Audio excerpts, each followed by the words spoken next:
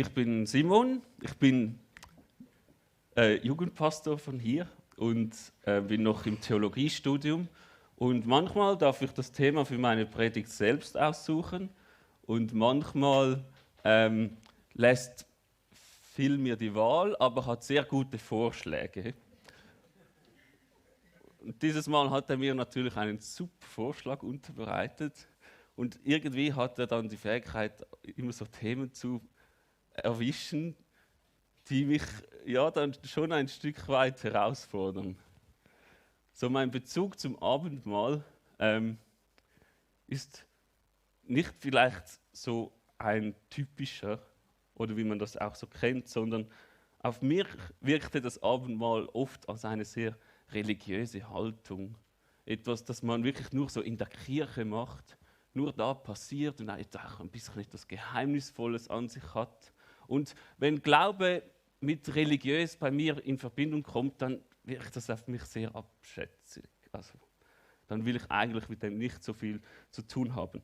Das ist natürlich jetzt eine mutige Aussage, wenn ich das in Bezug zum Abendmahl da vorne sage. Aber vielleicht hilft dir das ja, mit mir diesen Weg mitzugehen. Den Weg, den wir durchgehen möchten, wenn wir uns mit diesem Abendmahl beschäftigen.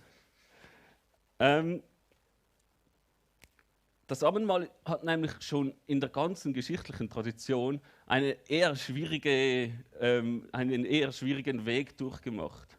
Es wurde besonders auch in der katholischen Kirche immer als etwas sehr Religiöses ausgelebt und man hat die Menschen versucht, durch das Abendmahl auch die Menschen versucht, an die Kirche zu binden. So gab es Zeiten, da wurde wirklich dann hinter Gittern von den Priestern das Abendmahl eingenommen, während das Volk von außen nur zuschauen konnte. Schwierige Zeiten, wo man meiner Meinung nach auch den Umgang von diesem Abendmahl missbraucht hatte. Und was ich sehr wichtig finde, ist, da drin ging dann auch eine gewisse Freude verloren. Ich glaube, darin ging eine gewisse Freude verloren, die sich bis heute durchzieht und die wir bis heute auch in unseren Kirchen erleben können. Eine gewisse Freude ging verloren darin, dass wir uns nicht so ganz einig sind, was das Abendmahl wirklich alles sein kann, weil es so vielfältig ist und Gott so unterschiedlich darin Menschen begegnen kann, dass es uns eher, ja, vielleicht auch zum Teil schwierig vorkommt. Strenger Einstieg, okay. Aber es ist ein Freudenmahl des Herrn. Ein Freudenfest und da möchten wir gleich einsteigen. Wir möchten all die Texte, all die Einsetzungstexte des Abendmahls möchten wir lesen, die wir finden in der Bibel und schauen, was die Bibel wirklich dazu sagt. Und ich habe mich da auch auf eine Reise begeben und neue Sachen entdeckt, die mich unglaublich faszinieren. Weil wenn wir das sehen, so wie es Jesus gesehen hat und was er möchte mit diesem Abendmahl bewirken, dann kann das nur ein Freudenfest sein. Wir möchten zusammen zuerst die Worte in Markus 14, 22 bis 26 lesen. Und während sie aßen, nahm er Brot, segnete, brach und gab es ihnen und sprach: Nehmt, dies ist mein Leib. Und er nahm einen Kelch, dankte und gab ihnen den, und sie tranken alle daraus. Und er sprach zu ihnen: Dies ist mein Blut des Bundes, das für viele vergossen wird. Wahrlich, ich sage euch, dass ich nicht mehr von dem Gewächs des Weinstocks trinken werde, bis zu jenem Tag, da ich es neu trinken werde im Reich Gottes. Und als sie ein Loblied gesungen hatten, gingen hinaus zum Ölberg. Also das Abendmahl bei Jesus wird verbunden mit Danke sagen, es wird verbunden mit Loblied singen, es wird verbunden. Aber wo kommt es eigentlich her? Warum ist das so? Das Abendmahl wurde ja dann gefeiert, als die Juden auch das Passahmahl feierten. Er hat diese Geschichte vom Volk Israel, die in der Sklaverei von Ägypten gelebt haben, aufgegriffen. Und zu diesem Passahmahl gehörte unter anderem, sehr wichtig, das geopferte Lamm. Aus dem geopferten Lamm, das Blut vergießen musste, damit damit wir rein werden können von unseren Sünden. Es brauchte das ungesäuerte Brot, es brauchte den Wein und die bitteren Kräuter. Und Jesus macht genau hier die Parallele und sagt, dieses geopferte Lamm, das das Blut vergießen musste, werde er jetzt endgültig für alle Menschen tun.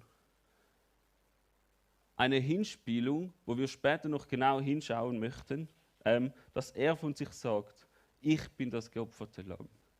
Ich musste am Kreuz sterben für die Sünden der Menschen, damit sie leben können.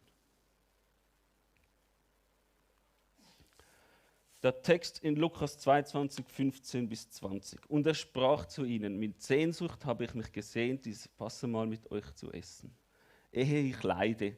Denn ich sage euch, dass ich es gewiss nicht mehr essen werde, bis es erfüllt sein wird im Reich Gottes. Und er nahm einen Kelch, dankte und sprach, nehmt diesen und teilt ihn unter euch. Denn ich sage euch, dass ich von nun an nicht von dem Gewächs des Weinstocks trinken werde, bis das Reich Gottes kommt. Und er nahm Brot, dankte, brach und gab es ihnen und sprach, dies ist mein Leib, der für euch gegeben wird. Dies tut zu meinem Gedächtnis. Ebenso auch den Kelch nach dem Mahl und sagte, dieser Kelch ist der neue Bund in meinem Blut, das für euch vergossen wird. Der Lukas als Autor hat in seinem Evangelium ja vor allem an die Heidenchristen geschrieben. Und umgekehrt Markus eher an das jüdische Publikum. Und ich finde es faszinierend, dass sie eigentlich fast die gleichen Worte wählen. Mehr oder weniger. Und das ist, glaube ich, das Abendmahl. Das Abendmahl ist nicht etwas, das wir irgendwie unserer Kultur anpassen müssen, sondern es ist zeitübergreifend. Es spielt keine Rolle, zu wem es spricht, sondern es spricht zu jedem ganz persönlich. Und das fasziniert mich. Das fasziniert mich. Und hier können wir auch lesen, dass wir das Abendmahl nehmen wollen, damit wir uns zurückerinnern können. Damit wir uns zurückerinnern können an das, was Jesus für uns getan hat. Und es spricht von diesem Bund.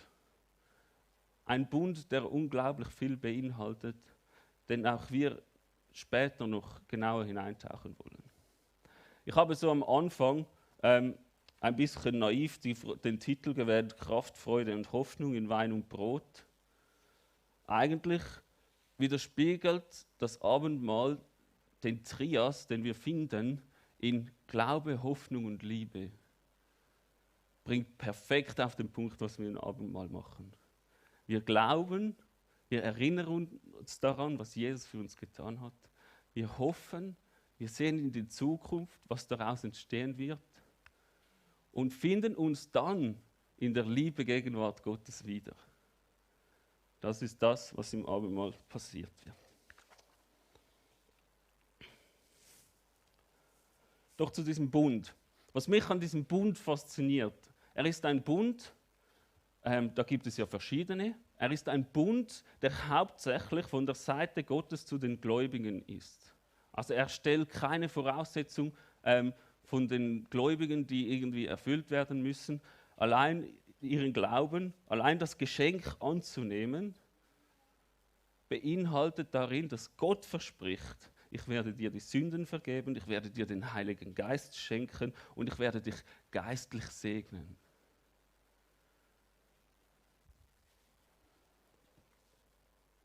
Es ist allein der Bund, aus dem eine Handlung von Gott ausgeht.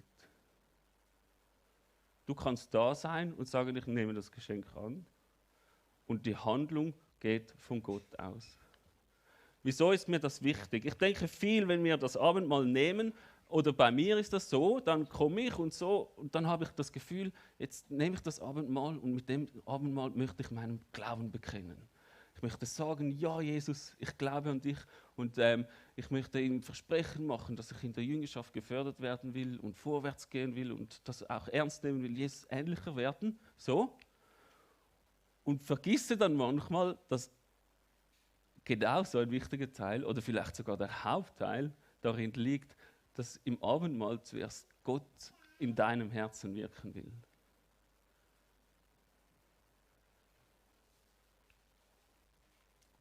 dann sind wir so verstieft in diesen Handlungen und so konzentriert, dass kommt jetzt zuerst das Brot oder zuerst der Wein oder dass wir vergessen wollen, dass eigentlich in erster Linie doch Gott mal dein Herz ansprechen will.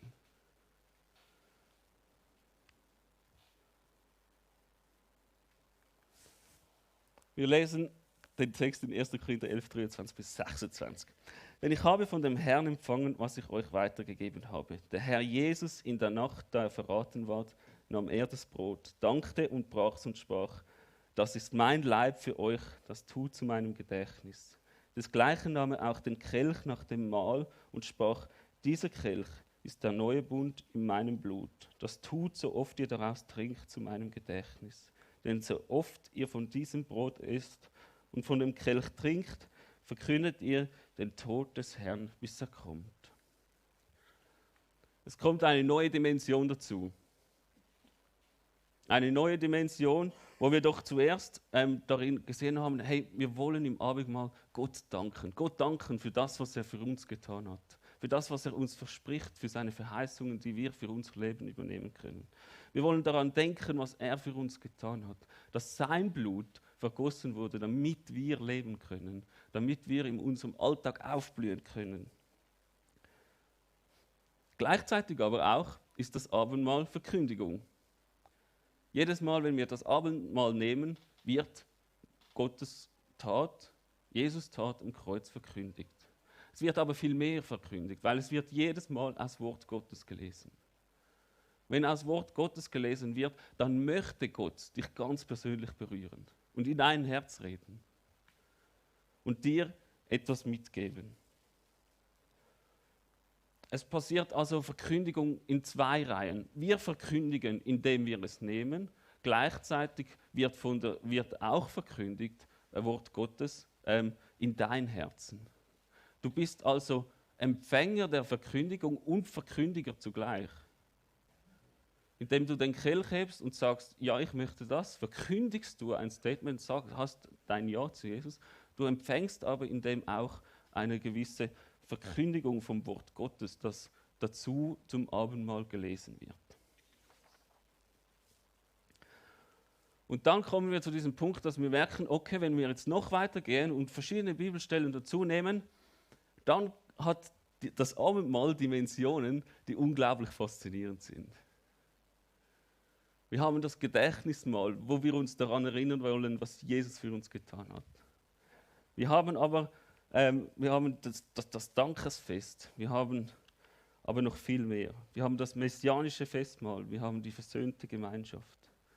Aus meinem Gott wird unser Gott. Wir haben Glaubensbekenntnis und Verpflichtung.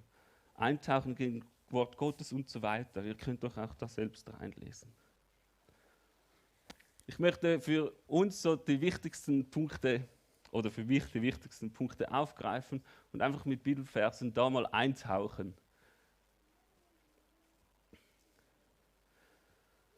Die zwei sehr coolen Punkte, die ich finde, ist die versöhnte Gemeinschaft. Aus mein Gott wird unser Gott. Ich liebe das Bild von Kirche als Familie. Wieso? Ich habe ja lange als Sozialpädagoge gearbeitet mit Menschen mit Beeinträchtigung auf einer Wohngruppe. Mein Wunsch war es immer, Menschen ein Zuhause zu geben. Menschen ein Zuhause zu geben, wo sie aufblühen können und sich entfalten können. Darum habe ich da in einer Wohngruppe mitgearbeitet, um solchen Menschen ein Zuhause geben zu können. Bis ich eigentlich gemerkt habe, das schönste Zuhause, das wir haben können, ist in diesen Wohnstätten, die Jesus für uns vorbereitet und uns verspricht. Und darum habe ich gesagt, okay, dann muss ich Kirche bauen und nicht Wohngruppen. So.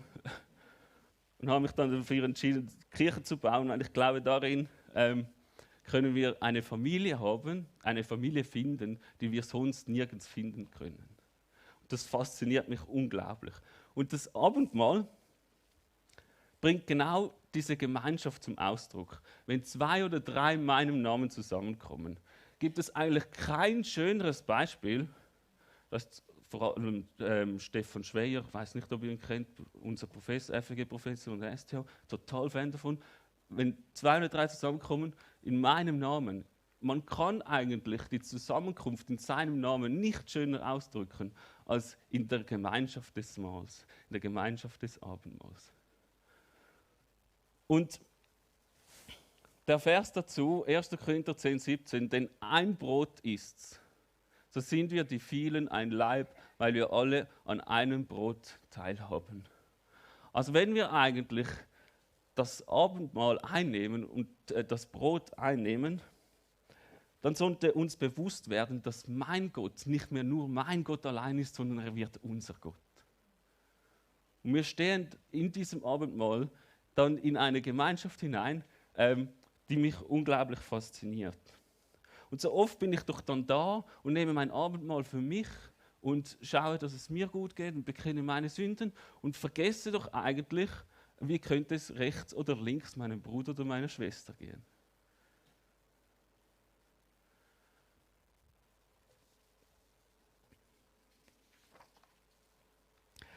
Darin möchte ich euch einfach Mut machen, das mal auszuprobieren, mal da über den Tellerrand zu schauen, wenn ihr das Abendmahl nehmt, in diese Gemeinschaft hineinzuschauen. Also ich fände es absolut Wahnsinn oder so, wenn mal jemand aufstehen würde und vor Freude irgendjemand in den Arm nehmen muss, weil er merkt, das ist seine Schwester oder sein Bruder. Oder, das fände ich cool. Ein weiterer Vers, den ich mitgebracht habe, ist: Ich will den Kelch des Heils erheben und des Herrn Namen anrufen. Der Kelch, der in dir, indem du das nimmst, Verkündigung für andere ist, aber auch das Heil, das dir selbst verkündigt wird. Und was beinhaltet dieses Heil? Das Heil beinhaltet, dass Jesus Christus sich nicht für einen gewaltvollen Weg entschieden hat, obwohl er es könnte, sondern für den leidenden Weg entschieden hat, für Frieden, Hoffnung und für das, dass du aufblühend leben kannst.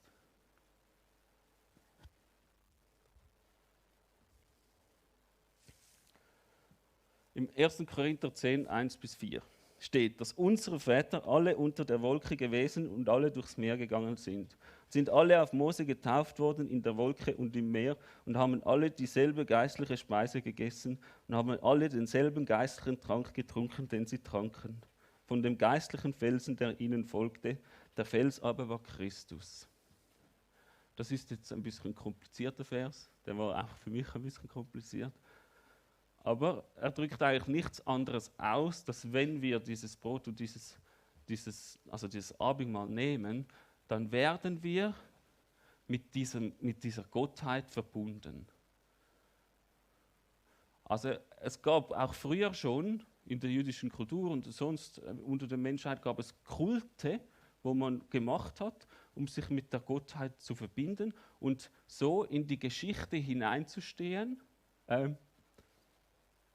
die diese Gottheit durchgemacht hat. Und für Paulus war es sofort klar, dass dieses Verständnis schon da war bei den Leuten. Aber ihm war auch so klar, dass das nur geschehen kann, wenn es der Fels aber Christus ist. Das heißt, wenn wir das Abendmahl einnehmen, dann werden wir in die Geschichte mit hineingenommen, die Gott mit uns Menschen gegangen ist. Und wir finden uns in der Gegenwart Gottes wieder.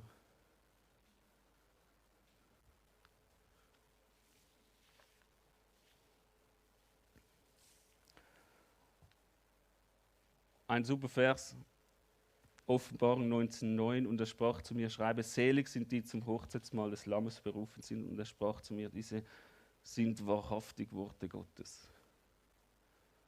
Nochmal ein ganz anderer Aspekt, eine ganz andere Seite vom Abendmahl. Viele nennen es auch gerne das Hoffnungsmahl, wo wir doch eingeladen sind, als Gemeinschaft zusammen Teil sein am Tisch Gottes.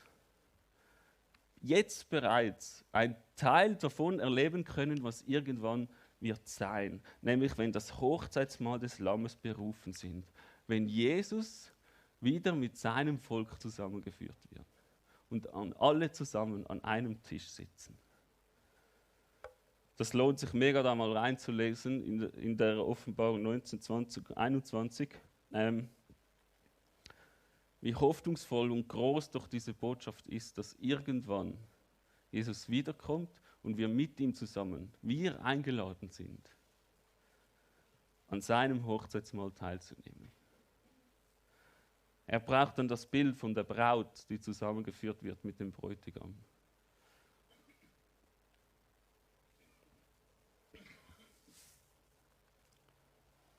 Und dann habe ich noch die Apostelgeschichte 2, 46 bis 47. Sie waren täglich einmütig beieinander im Tempel und brachen das Brot hier und dort in den Häusern, hielten die Mahlzeiten mit Freude und lauterem Herzen und lobten Gott und fanden Wohlwollen beim ganzen Volk. Der Herr aber fügte täglich zur Gemeinde hinzu, die gerettet wurden. Der Vers ist mir so wichtig, einfach zum nochmals unterstreichen. Ich glaube, dass das Abendmahl ein Fest ist der Dankbarkeit, ein Fest ist der Freude, ein Fest ist, wo wir auf Gott schauen können, uns daran erinnern können, was er für uns getan hat. Und so diese Freude und dieses Fest auch darf Anklang finden bei Menschen, die Jesus nicht kennen.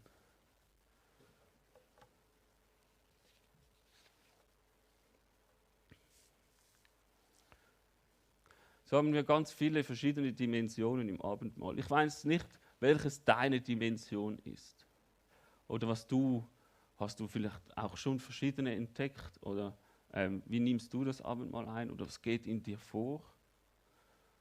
Ich habe gemerkt, bei mir ist es dann wirklich so, meistens, ich gehe hin, hole mir das Brot und den Wein und dann sitze ich und dann bekenne ich meine Sünden und dann sage ich Ja zu Jesus und erinnere mich daran, was er für mich getan hat.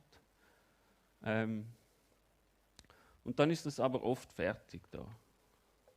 Ich bleibe noch ein bisschen mit ihm im Gespräch.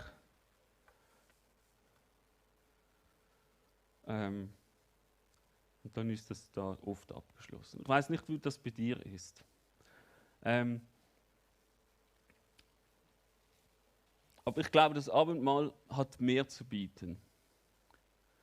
Es hat mehr zu bieten und es kann in verschiedenen Situationen für verschiedene Sachen gebraucht werden, weil es solch eine starke und solch eine kraftvolle und hoffnungsvolle und freudevolle Handlung ist, die nicht nur bei dir selbst stehen bleiben soll, sondern Auswirkungen hat auf deine Gemeinschaft und den Nächsten und alle draußen und wo auch immer.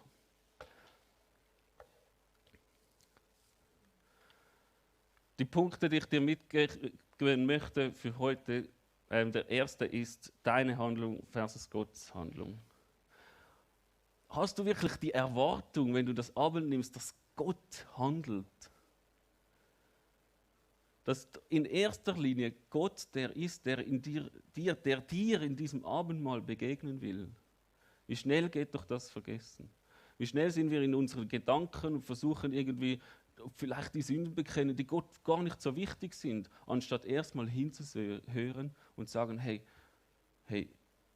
heute ist mir wichtig, dass du daran denkst, was für eine große Hoffnung du hast.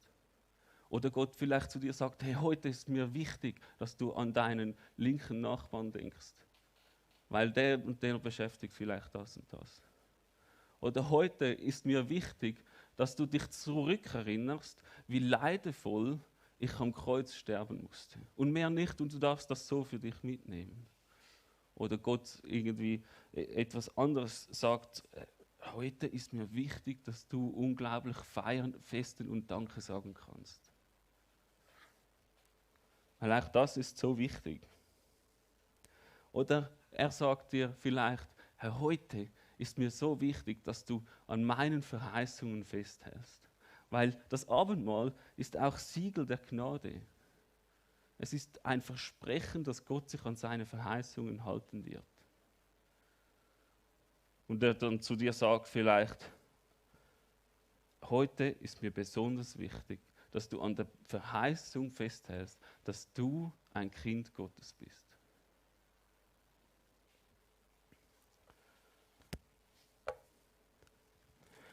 Deine Handlung versus Gottes Handlung. Und gleichzeitig will ich aber auch deine Handlung nicht kleinreden. Es ist wichtig, wie du zum Abendmahl, wie du zu Gott stehst. Es ist wichtig, dass man das Abendmahl bewusst einnimmt als eine heilsvolle Handlung. Dass du das nicht leichtfertig machst, aber mit Freude und Dankbarkeit. Und so spielt beides ineinander. Der zweite Punkt, den ich dir mitgeben möchte, ist die Verantwortung des Hausvaters wahrnehmen. Es war damals ganz klar, dass der Hausvater durch das Abendmahl geführt hat. Das kommt vor allem aus noch vom Passamahl. Der Passamahl wurde so gefeiert, dass der Hausvater dann diese Einsetzungsworte gelesen hat und so und die Leute ermutigt hat, auch dieses Abendmahl zu nehmen. Und ist mit ihnen dann durch das durchgegangen. Ich glaube, heute ist das auch Verantwortung des Hausvaters, natürlich, aber es ist auch Verantwortung von jedem Einzelnen. Wir müssen das Abendmahl nicht alleine auf den Sonntagsmorgen-Gottesdienst beschränken, sondern wir können dort an Orten, wo wir denken, wir brauchen versöhnte Gemeinschaft, oder an Orten, wo wir denken, da braucht es mehr Freude, oder an Orten, wo wir denken, da braucht es eine hoffnungsvollere Perspektive, dürfen wir die Verantwortung des Hausvaters übernehmen und reinstehen und mit den Menschen das Abendmahl nehmen.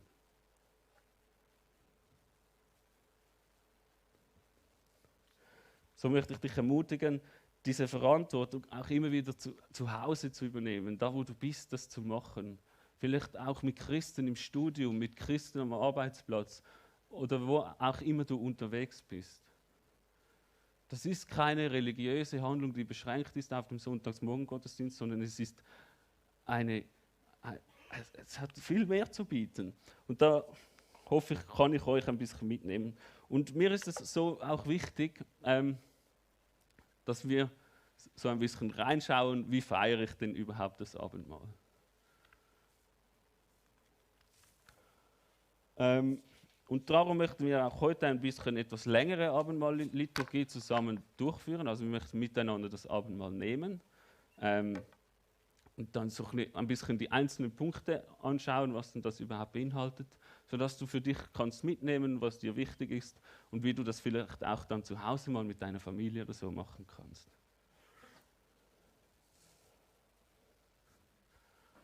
Es ist ja eigentlich leichtfertig zu denken, dass ich gerade euch, wo schon sehr lange das Abendmahl nehmt, so irgendwie ein bisschen neue Seiten aufzeigen kann. Aber ich hoffe trotzdem, dass für jeden ein Punkt da ist. Vielleicht eine neue Erkenntnis, dass er mit dem Abendmahl in Verbindung bringen kann. Dass diese wundervolle Tat und diese Gemeinschaft mit Gott, diese Gemeinschaft mit den Mitgläubigen in dieser Welt, dass dir das neu irgendwie aufblühen und aufzeigen kann, wie wertvoll das ist. Dann würde ich vorschlagen, dass wir nachher miteinander in die Abendmahl-Liturgie einsteigen. Aber zuerst möchte ich noch ein Gebet sprechen. Jesus, ich danke dir. Ich danke dir für deine unglaublich große Tat. Halleluja, du bist groß. Was du für uns gemacht hast, ist unglaublich. Und trotzdem stehen wir da und sagen, wir wollen es glauben. Weil dann werden wir beschenkt. Du machst uns frei. Du schenkst uns aufblühendes Leben. Und du gibst uns ein Fundament, wo uns so viel Halt gibt, wie sonst nichts im Leben. Danke, Jesus, für das Abendmahl, das du uns geschenkt hast und wir dürfen nehmen, uns immer wieder daran erinnern, zurückschauen, aber auch führen schauen, was wird sein und gleichzeitig in deine Gegenwart kommen, wo du wirkst, wo du Heil wirkst. Amen. Okay, was machen wir miteinander? Grundsätzlich, wenn wir zusammen das Abendmahl nehmen, lohnt es sich schnell zu sagen, was man jetzt miteinander macht. Dann beschreibt man das quasi so, wie man das möchte, was man, was man einen Bezug dazu hat. Wir in der FG, wir machen das dann oft so, dass wir zum Beispiel bereits sagen, hey, heute möchten wir zusammen, weil vielleicht der Moderator das auf dem Herz hatte, da zusammen ein Hoffnungsmahl nehmen und daran denken, wie groß doch diese Hoffnung ist, wenn Gott unter uns Menschen wohnen wird. Wenn keine Tränen und kein Leid mehr sein wird. Und erklärt dann den Ablauf. Wir haben hinten 2 Tische aufgestellt, wo ihr euch bedienen könnt, wo ihr selbstständig dann zu eurem Platz zurückgehen könnt, wo ihr dann da das Abendmahl einnehmen könnt. Wichtig, wie bereits gesagt, es ist so, dass man dann auch im zweiten Schritt dazu einlädt. Man lädt dazu ein, weil es doch auch sehr wichtig ist, dass man sieht, dass es eine heilsame, eine heilige Handlung ist, in die Gegenwart Gottes zu treten. Und das soll man nur tun, wenn man das auch wirklich will. Wenn du ein Ja dazu hast, dass Jesus für dich am Kreuz gestorben ist. Wenn du wirklich das kannst sagen, wohl, ich möchte das glauben, ich möchte daran zurückdenken und ich möchte das als Geschenk annehmen. Und so möchte ich dann auch dich nachher einladen, wenn du das tust. Und man kann auch immer erklären, ja, was dann die noch machen, die nicht daran teilnehmen wollen. Das ist ganz okay, das ist ja ganz freiwillig. Da kann man dann eine Alternative bieten oder man kann sagen, du kannst einfach am Platz sitzen bleiben und vielleicht ein Gebet sprechen. Da gibt es verschiedene Varianten. Dann erklärt man das Abendmahl. Man lässt die Leute vielleicht ein stilles Sündenbekenntnis geben, für sich alleine, um Zeit mit Gott zu verbringen, um auch zu hören, hey, möchte Gott vielleicht eben ein spezielles Thema ansprechen. Dann liest man die Einsetzungsworte, damit es ganz klar ist, um was es geht. Dann wird das Brot und der Kelch ausgeteilt. Dann kann man zusammen oder jeder einzeln verschiedene Dankesgebete sprechen. Man kann einander Ermunterungsworte zusprechen. Man kann Zeugnisse teilen. Man kann so richtig viel Lobpreis mit reinpacken, weil das wieder dazugehört. Und man kann zusammen Lobpreis machen. Das ist natürlich nur ein Vorschlag von mir. Und dann möchten wir wie zusammen jetzt machen. Es gibt auch andere Möglichkeiten, wie man das machen kann. Genau. Also übernehme ich jetzt die Verantwortung des Hausvaters. So.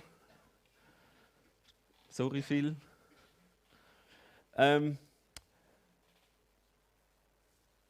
Was machen wir? Okay, also. Heute wollen wir zusammen das Abendmahl nehmen. Wir wollen zusammen das Abendmahl nehmen, das Brot und den Wein trinken und uns daran erinnern, was Jesus Christus für uns getan hat. Wenn du ein Ja hast zu Jesus, wenn du das wirklich glaubst, dann möchte ich dich einladen, Teil sein von diesem Mahl. Teil sein von dieser Handlung. Wenn du das nicht tun willst, dann ist das ganz okay. Dann kannst du ruhig an deinem Platz sitzen bleiben. Wenn du möchtest, deine Augen schließen und achtsam sein. Vielleicht möchte Gott dir begegnen.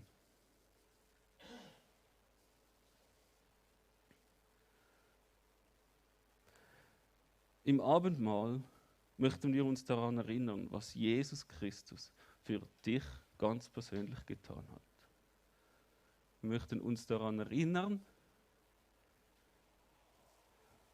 dass er am Kreuz für seine Sünden gestorben ist, für deine Sünden gestorben ist. Diese Sünden darfst du Gott bekennen. Wenn du etwas auf dem Herzen hast, das dich beschäftigt, darfst du das jetzt Gott hinlegen.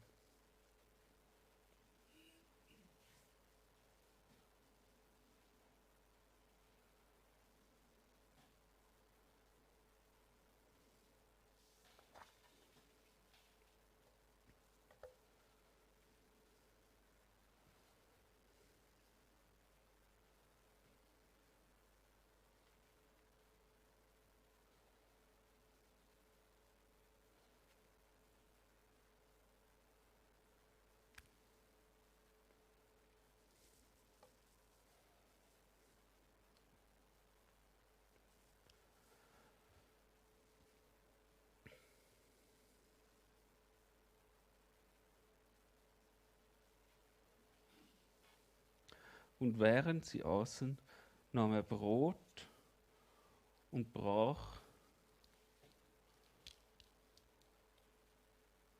und gab es ihnen und sprach: Nehmt, dies ist mein Leib. Und er nahm einen Kelch, dankte und gab, und sie tranken alle daraus. Und sprach zu ihnen: Dies ist mein Blut des Bundes, das für viele vergossen wird. Wahrlich, ich sage euch, dass ich nicht mehr vom Gewächs des Weinstocks trinken werde, bis zu jenem Tag, da ich es neu trinken werde im Reich Gottes. Ich möchte euch herzlich einladen, euch hinten zu bedienen. Also wir haben diese 2 Tische da und das Brot und den Wein für euch an den Platz zu nehmen. Wenn ihr wollt, könnt ihr euch das Brot und den Wein auch gegenseitig holen. Wenn ihr wisst, hey, wir sind zu zweit und wir möchten das Abendmahl zu zweit einnehmen, dann könnt ihr es auch zu zweit holen und euch dann gegenseitig zusprechen, die Einsetzungsworte, die ich vorgelesen habe. Und dann werden wir eine kurze Zeit haben der Stille. Und dann werden wir übergehen in den Dankesteil. Okay, bis später.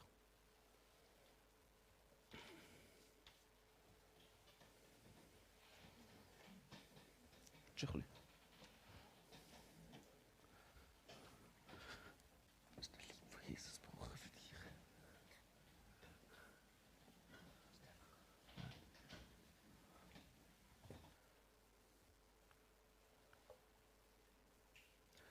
Nach deiner Zeit mit Gott beim Hinhören möchte ich dir Mut machen, nach links und rechts deinem Bruder und deiner Schwester zu schauen.